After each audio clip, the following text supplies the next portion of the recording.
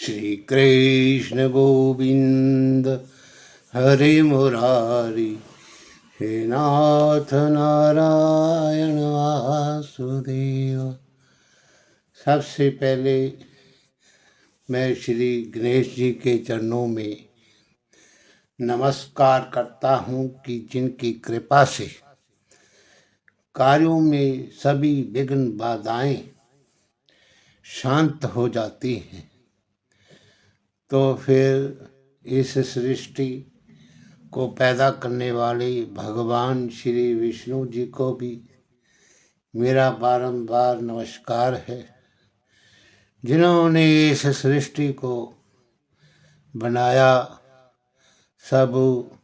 सभी पशु पक्षी जीव जंतु पैदा किए और इस पृथ्वी पर अधर्मी राजाओं के भार को नाश करने के लिए इस धरती पर सगुण शरीर सहित जन्म लिया और सभी अधर्मी राजाओं का नाश किया और पृथ्वी को भार से मुक्त किया और अपने दिव्य दर्शन से सभी भक्तों को कृतार्थ किया, ताकि वे उनके दिव्य दर्शन करके इस भव सागर से पार हो जाएं और मोक्ष को जाकर के प्राप्त करें। तो अब आप श्रीमद् भागवत महापुराण के 8वें स्कंद के पहले अध्याय की कथा को श्रवण कीजिए। तो सुखदेव जी का मनवंतरों की कथा कहना। तो राजा परीक्षित इतनी कथा सुनकर बोले कि हे सुखदेव स्वामी, राजा स्वयंभुव मनु के वंश का हाल मैंने सुना। अब मनवंतरों के नाम और जिस जिस मनवंतर में परमेश्वर ने जो जो अवतार लिए थे उनकी कथा सुनना चाहता हूँ। सो आप कहिए। तो सुखदेव जी बोले कि हे परीक्षित, स्वयंभू मनु से लेके आज तक 6 मनवंतर बीते हैं। सो पहले मनवंतर की कथा, जिसमें वही स्वयंभुव मनु ने राजा होकर 2 पुत्र और 3 कन्या पैदा किया था। तीसरे, चौथे और 5वें स्कंद में तुझे वर्णन कर चुके हैं। उनकी तीसरी कन्या अकुति थी, जो रुचि प्रजापति को ब्याही गई थी। उसी मनवंतर में यज्ञ भगवान ने अवतार लिया। एक समय राजा स्वयंभू मनु सुभद्रा नदी के तट पर एक पग से खड़े होकर तपस्या कर रहे थे। उसी समय राक्षसों ने आकर उनके तप में विघ्न करना चाहा। तभी उन्हीं यज्ञ भगवान ने राक्षसों के हाथ से स्वयंभुव मनु को बचाकर तीनों लोकों का लक्ष्मी से समेत राज्य भोगा। ये सब कथा पहले मनवंतर की है। दूसरा, स्वारोचिष मनु अग्नि का पुत्र हुआ। उससे देवता आदि मनु के बेटे रोचन नाम का इंद्र, तुषिता आदि देवता और उज स्तंभ आदि सप्तऋषि हुए। शीरस ऋषि वर के यहाँ विभव नाम परमेश्वर ने अवतार लेके 88,000 ऋषिवरों को ज्ञान का उपदेश दिया। तीसरा, उत्तम नाम मनु राजा प्रियव्रत का पुत्र हुआ। उसमें पवन आदि मनु के बेटे सत्यजित नाम इंद्र, सत्य आदि देवता और परमेश्वर आदि सप्तऋषि हुए। धर्म की सुनीता स्त्री से सत्यसेन नाम परमेश्वर ने अवतार लेके पापी दुष्टों का नाश करके सत्य को स्थिर किया। चौथा तामस नाम मनु उत्तम का भाई हुआ। उसमें पृथु आदि मनु के बेटे विसख नाम इंद्र सत्यक आदि देवता और ज्योति धर्म आदि सप्तऋषि हुए। हरि मेधा ऋषिवर के जहाँ हरि नाम परमेश्वर ने अवतार लेके ग्राह से गजेंद्र को छुड़ाया। इतनी कथा सुनकर परीक्षित ने विनय किया, महाराज जिस तरह परमेश्वर ने गज को ग्राह से छुड़ाया था उसकी कथा का वर्णन कीजिए। तो सुखदेव जी का गजेंद्र व ग्राह की कथा कहना। तो सुखदेव जी बोले, हे परीक्षित, परमेश्वर अविनाशी पुरुष जन्म मरण से रहित है। ब्रह्मा आदि देवता भी उनके आदि अंत को नहीं जानते, उनका निरंकार रूप प्रत्यक्ष नहीं देख सकते। जब कभी हरि भक्तों पर दुख पड़ता है तब वे अपने भक्त की रक्षा करने के लिए सगुण अवतार लेके संसार में अपना एक नाम प्रकट कर देते हैं। उसी तरह हाथी का प्राण बचाने के लिए भी हरि ने अवतार धारण किया था। उसकी कथा इस तरह है, सो आप सुने। त्रिकुट नाम का एक पर्वत 10,000 योजन लंबा व चौड़ा और ऊंचा शीर समुद्र के मध्य में है। उसके 3 शिखर सोने चांदी व लोहे के हैं। उसमें एक शिखर अनेक रंग के उत्तम रत्न ऐसे जड़े थे कि जिसका प्रकाश सूर्य से भी ज़्यादा था। उस पहाड़ पर देवता व गंधर्व अपनी अपनी स्त्रियां समेत रह के विहार करते थे। वहाँ संगमरमर के कुंड बने थे और अनेक रंग के पक्षी मीठे शब्द बोलते थे। तो ऐसे उत्तम बगीचे, अनेक रंग के फूल पुष्प वहाँ लगे थे, जिनको देख के सबका मन मोहित हो जाता था। योजन पर्यंत उन पुष्पों की सुगंध उड़ती थी। वहाँ एक बड़ा विशाल तालाब था जिसमें कमल फूले हुए थे और उसमें काछ माछ व ग्राह भी रहते थे। एक दिन सब हाथियों का राजा गजेंद्र जो उस पर्वत पर रहता था, जेठ महीने में दोपहर के समय प्यासा होके 1,000 हथनियों व कई हजार बच्चों के साथ लिए उस तालाब पर जल पीने चला गया। मद बहने से उसके चारों ओर से भंवरे गूंजते थे। जब वे अपनी उमंग से जो 10,000 हाथी का बल रखता था, रास्ते में झूमता, वृक्षों को गिराता, पत्तों को खाता हुआ तपन का मारा तालाब में जाके वे हाथी घुसा और जल पीकर अपनी हथनी बच्चों को सूंड से पानी पिलाकर उनके साथ कलोल करने लगा। तब एक ग्राह ने, जो उससे भी बलवान था, आकर हाथी का पिछला पैर पकड़ लिया। हाथी व ग्राह से युद्ध होने लगा।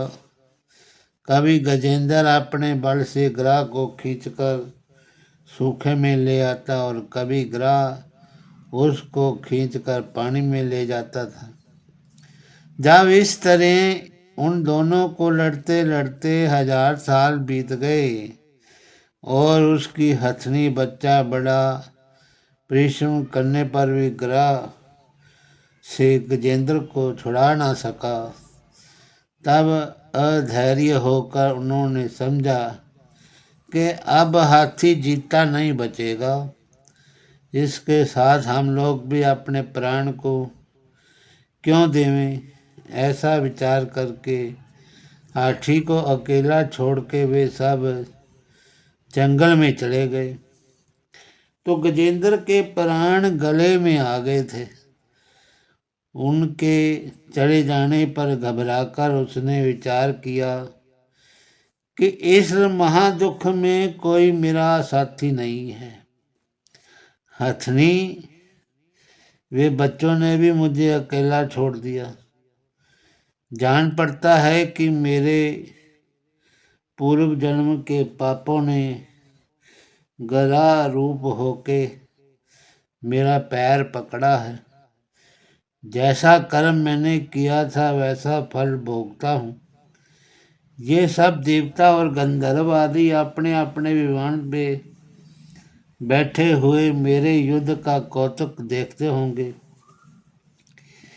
इनमें से भी कोई मेरे प्राण नहीं बचाता। इसलिए अब मैं उस पार ब्रह्म परमेश्वर की शरण में जाऊं, जो काल का भी मालिक है, तो मेरे प्राण बचें। ऐसा विचार के हाथी नारायण जी के चरण कमलों का ध्यान सच्चे मन से करने लगा। तो कि पार ब्रह्म परमेश्वर की स्तुति करना। तो सुखदेव जी बोले, हे परीक्षित, गजेंद्र ने पूर्व जन्म के पुण्य से परमेश्वर का ध्यान करके कहा, मैं उन भगवान की शरण में हूँ जिनकी कृपा से संसारी जीव चैतन्य होते हैं और सारा जगत उन्हीं से ही पैदा होके उन्हीं के आश्रय में ही रहता है। उस परमेश्वर का महाप्रलय में भी नाश नहीं होता। वे सदा स्थिर रहते हैं। इस तरह बालक नट वे भानुमति के खेल को नहीं पहचानते, उसी तरह ब्रह्मा आदि देवता भी उनके आदि मध्य अंत को नहीं जानते। जैसे अग्नि की चिंगारी उड़ती है और सूर्य का प्रकाश छिद्र में से राज्य के समान दिखाई देता है, वैसे जिन पार ब्रह्म के सामने देवता लोग चिंगारी वे राज्य तुल्य हैं। मैं उन्हीं परमेश्वर को दंडवत प्रणाम करता हूँ जिनके बहुत से नाम वे स्वरूप हैं। प्रकट में उनका कोई रूप दिखाई नहीं देता और वे आप मुक्त रूप होके सब काम करते हैं। उनको मैं नमस्कार करता हूँ। जो अविनाशी पुरुष मुझे इस फंदे से छुड़ा सकते हैं, जो अर्थ धर्म काम मोक्ष चारों पदार्थों को देने वाले हैं, जो सब जीवों में उन्हीं का तेज रहता। तो ऐसे जगत व्यापक राम की मैं शरण में हूँ। जो परमेश्वर योगीश्वरों को योग व तप करने का फल देते हैं, वही दीनानाथ प्रभु इस समय मेरी रक्षा करें। उनके सिवा अब मैं किसी का भरोसा भी नहीं रखता। हे दीन दयालु महाप्रभु, मैं इस ग्राह के मुंह से छूटने के लिए ये स्तुति नहीं करता। माया रूपी संसारी जाल से निकालने के लिए ये कहता हूँ।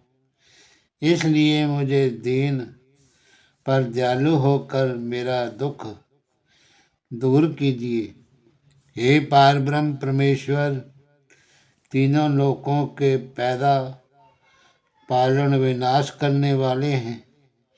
तुम्हारे सिवा दूसरा कोई ऐसी शक्ति वाला नहीं है जो दीनों का दुख छुड़ा सके। हे जगत गुरु, जब तक मनुष्य अपनी शक्ति और परिवार वालों का बल रखता है, तब तक उसकी कोई इच्छा पूर्ण नहीं होती। सो मैं भी तुम्हारी माया में फंस के अपनी हथनी बच्चों का भरोसा रखने से इस दुर्दशा में पहुंचा। अब उनका आसरा छोड़ के तुम्हारी शरण में आया हूं। हे दीन दयालु, मुझे अपने मरने का भी कोई भय नहीं है। केवल इस बात की सोच है कि संसारी लोग कहेंगे कि गजेंद्र का दुख नारायण जी की शरण में जाने से भी नहीं छूटा। इस बात की लज्जा रख के मेरा कष्ट दूर कीजिए, नहीं तो मैं आपकी शरण में कोई न जाएगा। आप अंतर्जामी हैं, अधिक क्या मैं आपसे कहूँ। हे परीक्षित, ये स्तुति सुनकर अंतर्जामी परमेश्वर ने गजेंद्र को महादुखी जानकर उसी समय अपना सुदर्शन चक्र उठा लिया और गरुड़ पर बैठ के वैकुंठ से चले। जब गजेंद्र ने देखा कि वैकुंठनाथ सुदर्शन चक्र हाथ में लिए गरुड़ पर चढ़े हुए आकाश मार्ग से मेरी रक्षा करने को चले आ रहे हैं, तब उसने कमल का एक फूल तोड़ करके वहां से सूंड में ले लिया और ऊंचे उठाकर पुकारा, हे नारायण, हे जगत गुरु, हे दीनानाथ, हे भगवंत, हे दुख भंजन, हे श्याम सुंदर, हे ज्योति स्वरूप, मैं आपकी शरणगत होके दंडवत करता हूँ। जल्दी से मेरी सुधि लीजिए। जैसे त्रिलोकीनाथ ने उस दुखिया के ये दीन वचन सुने, वैसे ही सुदर्शन चक्र समेत गरुड़ पर से कूद के पैदल दौड़े और वहां पहुंचते ही सुदर्शन चक्र से ग्राह का मुख चीर कर मार डाला और हाथी को तालाब से खींच करके बाहर निकाल दिया। तो सुखदेव जी ने कहा, हे परीक्षित, जिस समय ग्राह मारा गया उस समय देवताओं ने आनंद पूर्वक दंदुभी बजा के पुष्पों की वर्षा हरि भगवान पर की और ईश्वर आदि उनकी स्तुति करने लगे। वे ग्रह परमेश्वर के स्पर्श करते ही एक महासुंदर पुरुष भूषण में वस्त्र पहने हुए आके नारायण जी के चरणों में गिर पड़ा। उसने स्तुति व परिक्रमा करके हाथ जोड़कर विनय किया, है महाराज, मैं पिछले जन्म में हूहू नाम का गंधर्व था। एक दिन अपनी स्त्रियों को विमान पर बिठा करके बिहार को निकला और वन में एक बहुत अच्छा तालाब देख के स्त्रियों समेत उसमें जल व्यवहार करने लगा। उसी जगह देवल ऋषि भी नहा रहे थे। सो मैंने अपनी अज्ञानता और स्त्रियों के कहने से उन ऋषि का उपहास करने के लिए गोता मारकर उनका पैर पकड़कर पानी के भीतर खींच ले गया। जब वे गिर पड़े तब उनका पैर छोड़कर तालाब से बाहर निकल आया और अपनी स्त्रियों समेत हंसने लगा। तब देवल ऋषि ने क्रोधित होकर श्राप दिया कि हे गंधर्व, तूने हंसी से हमारा पैर ग्राह के समान पकड़कर खींचा था, इसीलिए परमेश्वर से चाहता हूँ कि तू ग्राह तन में जन्म लेके पशु व मनुष्यों का पैर जल के भीतर पकड़ा कर। ये श्राप सुनते ही मैंने अति लज्जित होके उनसे कहा, मैंने अपने किए का फल पाया, पर अब ये बतलाइए कि इस हिसाब से मेरा उद्धार कैसे होवेगा। तब ऋषिवर बोले कि तू कई हजार साल तक ग्रह योनि में रह के एक दिन गजेंद्र का पैर पकड़ेगा और वैकुंठनाथ हाथी को छुड़ाने के लिए आकर तुझे सुदर्शन चक्र से मारेंगे। तब फिर तू गंधर्व तन पाएगा। उन ऋषिवर की कृपा से आज आपका दर्शन पाके मैं बड़ा प्रसन्न हुआ। अब आप आज्ञा दीजिए तो मैं अपने लोक को जाऊं। जब वे गंधर्व परमेश्वर से विदा होके दंडवत करके विमान में बैठ के अपने लोक को चला गया, तब हरि भगवान की आज्ञा से उस गज ने भी वे तन छोड़ के मुक्ति पाई और इंद्र दमन नाम का राजा स्वरूप हो गया। वे भी दंडवत स्तुति और परिक्रमा करके हाथ जोड़कर बोला, हे दीनानाथ, मैं पूर्व जन्म में इंद्र दमन नाम का राजा था। दिन रात हरि चरणों में ध्यान लगाकर राज काज करता था। एक दिन जप वे ध्यान करते समय अगस्त्य मुनि मेरे घर आए थे। सो मैं अपने अज्ञान से उनका आदर न करके ज्यों का त्यों बैठा रहा। तब अगस्त्य जी क्रोध करके बोले, हे राजा, किस शास्त्र में ऐसा लिखा है कि जब ब्राह्मण ऋषिवर वैष्णव किसी के स्थान पर आवे और घर का मालिक उनका आदर न करके मतवाले हाथी की तरह बैठा रहे?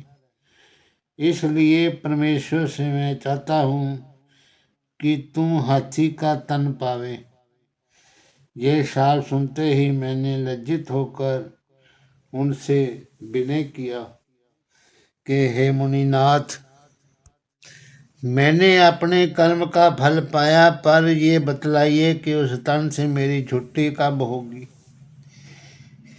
ये वचन सुन के मुनि ने कहा कि जब ग्रह तेरा पैर तालाब में पकड़ेगा तब वैकुंठनाथ जी तुम्हारी सहायता करने आवेंगे और ग्रह को मारकर तुझे मुक्ति देंगे। सो मैं अगस्त्य मुनि की दया से आपका दर्शन पाके कृतार्थ हुआ।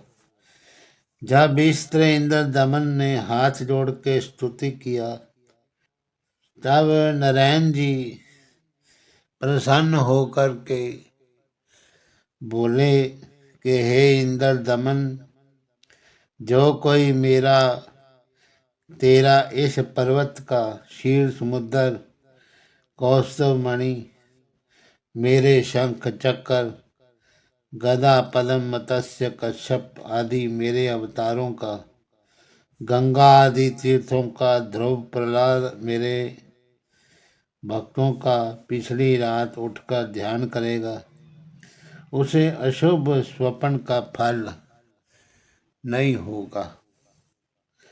और जो संसारी जीव इस गजेंद्र मोक्ष स्तुति को मेरे निमित्त करेंगे, उनको मैं अंत समय इसी तरह मुक्ति दूंगा जिस तरह तेरा उद्धार किया है।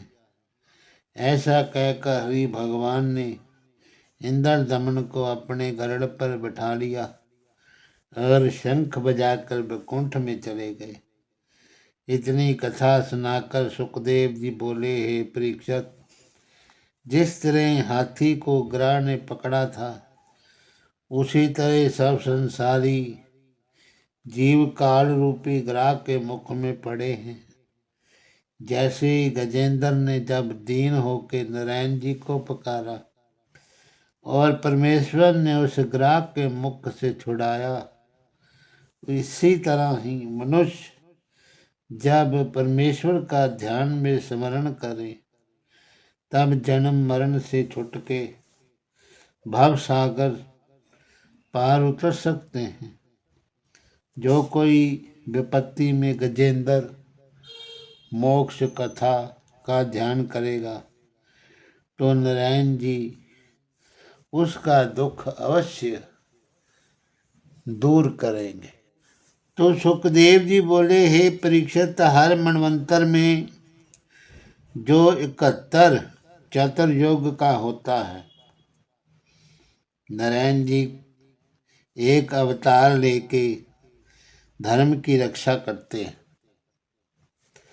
चौथे मनवंतर में हरि अवतार हुआ था, ये उसकी कथा तुमको सुनाया। और पांचवा मनु रैवत नाम तामस का भाई हुआ, उसने बलि विंध्यादिक मनु के बेटे विभव नाम इंद्र, ऊर्ध्व बाहु आदि देवता, हरिण्य रोमादिक सप्त ऋषि हुए और शुभर ऋषिवर की वैकुंठ नाम की स्त्री से वैकुंठ भगवान का अवतार हुआ। उन्होंने सुमेरु पर्वत पर सत्यलोक के सामने दूसरा वैकुंठ लक्ष्मी जी के लिए रहने को बनाया। उस अवतार के गुणों का कोई वर्णन नहीं कर सकता। छठा चाक्षुष नाम मनु हुआ, उसमें पौर आदि मनु के बेटे मित्र रूप नाम इंद्र, अबु आदि देवता, हर्यश्वदेव आदि सप्तऋषि हुए। विराज को देव संभूता नाम स्त्री से अजित नाम अवतार परमेश्वर का जन्म हुआ, जिन्होंने 14 रत्न निकालने के लिए देवताओं राक्षसों से समुद्र का मंथन करवाया। परमेश्वर ने कच्छप अवतार धरा और मंदराचल पर्वत को, जो मथानी बनाने से डूबा जाता था, अपनी पीठ पर उठाया। इतनी कथा सुनकर परीक्षित ने पूछा, हे सुखदेव स्वामी, भगवान ने किस तरह पहाड़ अपनी पीठ पे लेके समुद्र मंथन करवाया, उसमें 14 रत्न निकाल कर देवताओं को अमृत पिलाया, सो कथा आप दया करके सुनाइए। मेरा मन हरिचरित्र सुनने से तृप्त नहीं होता। ये सुनते ही सुखदेव जी ने बड़ा प्रसन्न होकर कहा, हे राजा, देवता दैत्य दोनों भाई कश्यप जी के पुत्र होके आपस में शत्रुता रखते हैं। कभी इंद्र दैत्यों को जीतकर देवताओं समेत राज्य करता है, तो कभी दैत्य लोग देवताओं को जीत के तीनों लोग का राज करते हैं। जिस तरह संसारी जीव पृथ्वी पर चलते हैं, उसी तरह देवलोक आदि ऋषिवर महात्मा लोग आकाश मार्ग में चलते फिरते। एक समय जब इंद्र राज सिंहासन पर था, तो रावत पर चढ़ के कहीं को चला, तो रास्ते में दुर्वासा ऋषिवर को देख के इंद्र ने दंडवत किया। ऋषि ने बड़ी खुशी से एक फूल की माला जो गले में पहने थे उतार कर इंद्र के पास भेज दिया। जब उनका शिष्य माला लेकर इंद्र के पास गया, तब इंद्र ने वे माला उससे लेके हाथी के मस्तक में धर दिया और अभिमान से बोला कि इससे सुगंधित और उत्तम फूल देवलोक में होते हैं। हाथी ने उस माला को सूंड से गिराकर पैर से रौंद डाला। जब उस शिष्य ने जाकर ये बात ऋषिवर से कह दिया, तब दुर्वासा क्रोध करके बोले, हे इंद्र, तूने राज्य वे धन के मद से मेरी माला का निरादर किया, इसलिए तेरा राज्य धन नष्ट हो जाए। जब दैत्यों ने दुर्वासा ऋषि के श्राप देने का समाचार सुना और युद्ध करके उनका राज्य छीन लिया, तब इंद्र ने देवताओं समेत भाग करके ब्रह्मा जी के पास जाकर विनय किया कि हे महाप्रभु, दरवासा के शाप से मेरा राज्य धन जाता रहा, आप कुछ मदद कर कीजिए। ब्रह्मा जी बोले, मैं रक्षा करने की समर्थता नहीं रखता, तो नारायण जी से विनती करो, उनकी दया से तुम्हारा दुख छूटेगा।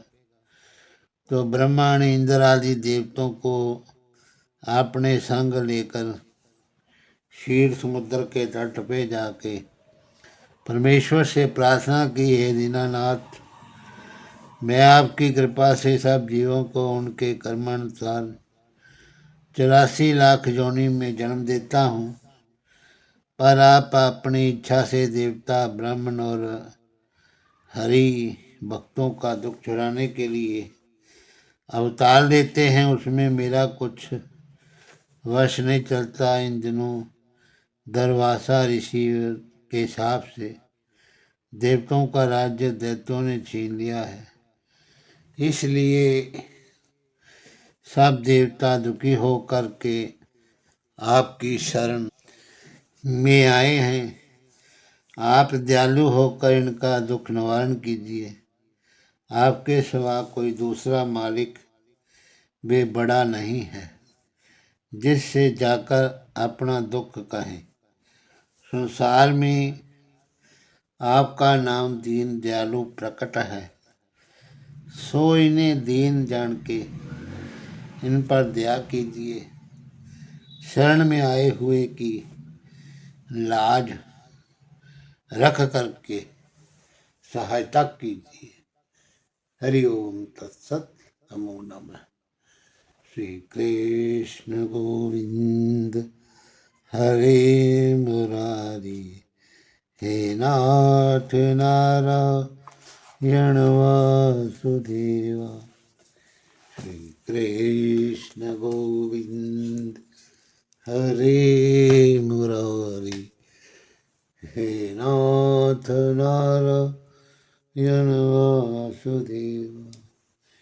हे नाथ नारायण वासुदेवा, हे नाथ नारायण वासुदेवा।